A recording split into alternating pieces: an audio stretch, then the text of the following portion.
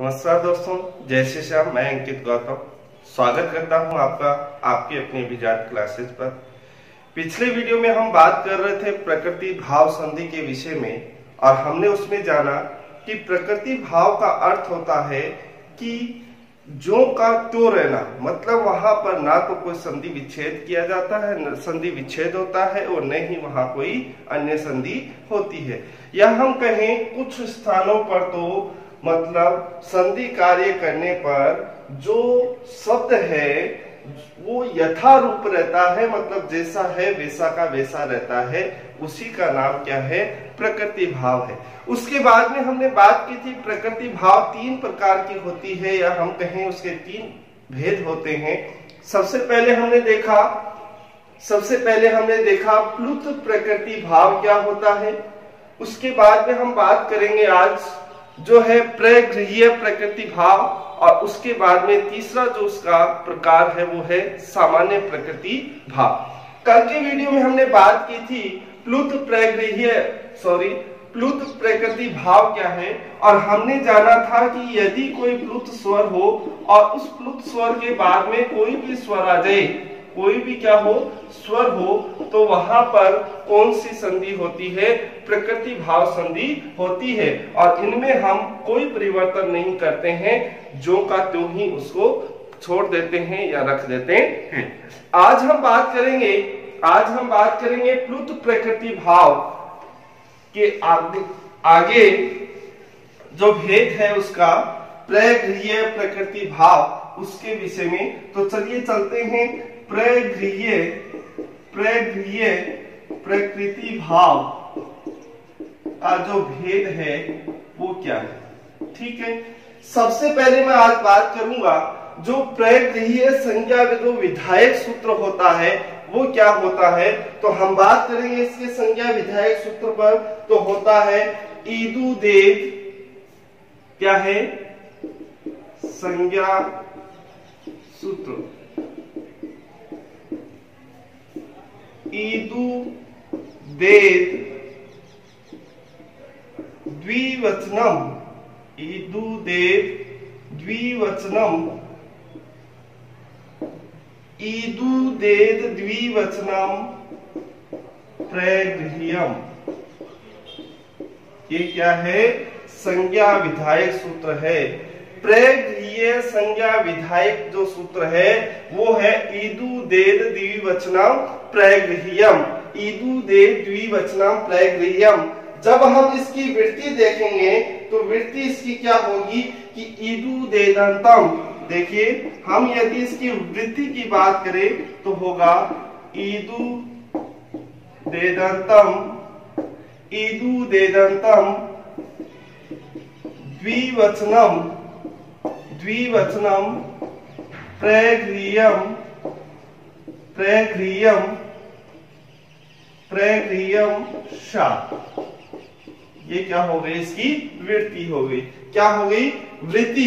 ईदु देदंतम, ईदु देदंतम द्विवचनम प्रगृह्यम शा।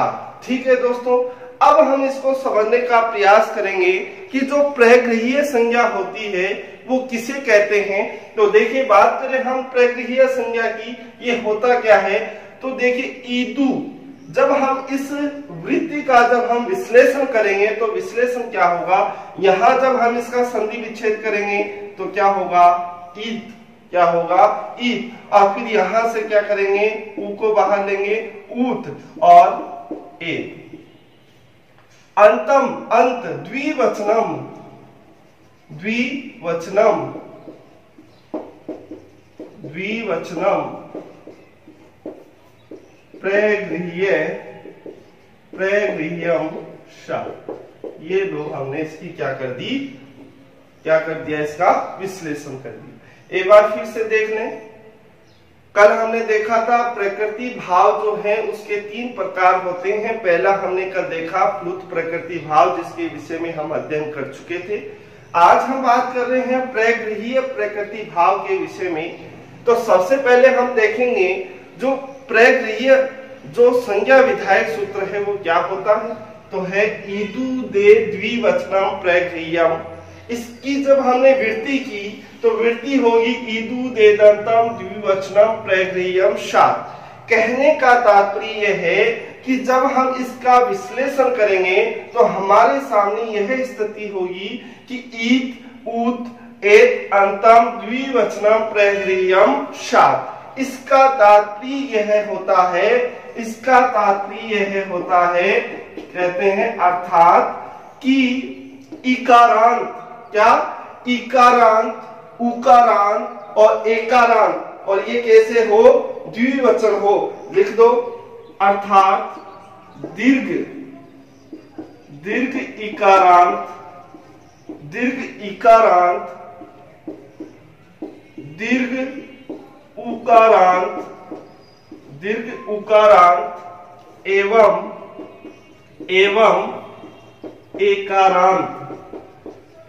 एकारांत द्विवचन, एकारांत द्विवचन की प्रगृह्य संज्ञा होती है, प्रगृह्य संज्ञा होती है। ठीक है दोस्तों, इसका तात्पर्य क्या हुआ, इसका मतलब यह है कि दीर्घ इकारांत, दीर्घ उकारांत एवं एकारांत द्विवचन की प्रगृह्य संज्ञा होती है। समझ में आ गया?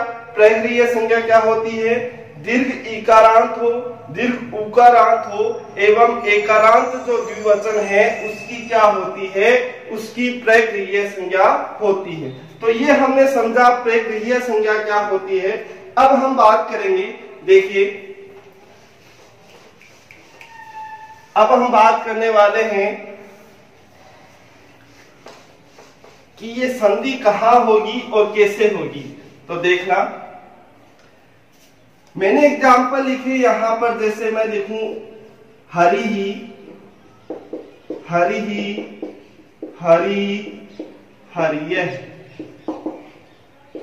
यहां लिखा गुरु, गुरु गुरुवः, ठीक है।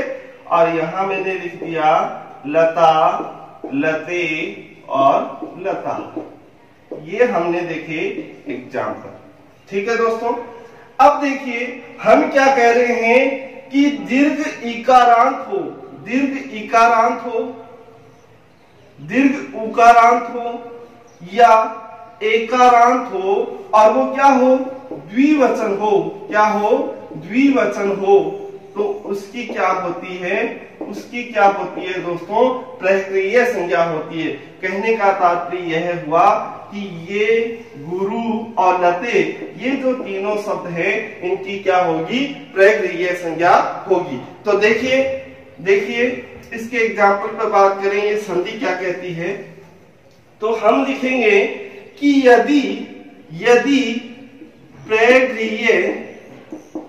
प्रगृह्य संज्ञक शब्द हो, प्रगृह्य संज्ञक शब्द के बाद में कोई भी स्वर हो, कोई भी स्वर हो, तो ऐसी स्थिति में क्या होता है, ऐसी स्थिति में इन दोनों में ही हम कोई परिवर्तन नहीं करते हैं, इन दोनों में ही हम कोई परिवर्तन नहीं करते हैं, कोई परिवर्तन नहीं करते हैं। समझ में आया? प्रगृह्य प्रकृति भाव क्या होता है कि यदि प्रगृह्य संज्ञक शब्द के बाद में कोई भी स्वर हो तो हम इन दोनों में ही कोई परिवर्तन नहीं करते हैं, उसी को क्या कहते हैं, वहां भी कौन सी संधि होती है, प्रकृति भाव संधि होती है। यदि हम एग्जाम्पल की बात करें तो देखिए, जैसे हरि धन एतौ, हरि धन एतौ, हरि धन एतौ।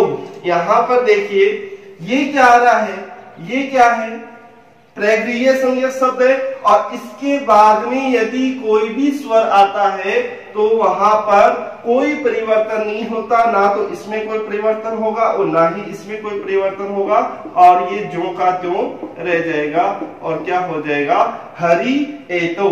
इसी तरह यदि हम बात करें विष्णु इमौ, विष्णु इमौ। तो देखिए विष्णु क्या है, प्रगृह्य संज्ञक शब्द है, और प्रगृह्य संज्ञक शब्द के बाद कोई भी स्वर आ जाता है तो वहां कोई परिवर्तन नहीं होता, जो का त्यों रहता है। तो ये क्या हो जाएगा, विष्णु इमौ। क्या रह जाएगा, विष्णु इमौ। क्या होगा दोस्तों, विष्णु इमौ। इसी तरह यदि हम बात करें गंगे, गंगे अमु, गंगे अमु। यहाँ पर ये गंगे भी क्या है, गंगे भी क्या है, द्विवचन एकारांत है, ये प्रगृह्य संज्ञक शब्द है, इसके बाद में स्वर आ रहा है तो ये भी क्या हो जाएगा, जो का त्यों रहेगा, और ये क्या हो जाएगा, गंगे अमु। मतलब हमने किसी में कोई परिवर्तन नहीं किया, जो का त्यों छोड़ दिया। तो आज हमने बात की प्रकृति भाव संधि के अन्य जो भेद हैं, या हम कहें अन्य जो नियम है उसके विषय में। कल हमने देख चुके थे हम प्लुत प्रकृति भाव क्या होता है। आज हमने बात की प्रगृह्य प्रकृति भाव, जिसमें हमने सबसे पहले इसका संज्ञा विधायक सूत्र देखा, जो होता है ईदु दे द्विवचनम प्रगृह्यम। जब हमने इसकी वृत्ति की बात की तो ईदु दे दंतम द्विवचनम प्रगृह्यम साथ। कहने का तात्पर्य यह हुआ कि दीर्घ इकारांत, दीर्घ उकारांत और एकारांत द्विवचन की प्रगृह्य संज्ञा होती है, और वहां पर हम स्वर संधि होने पर भी प्रकृति भाव उसका हो जाता है।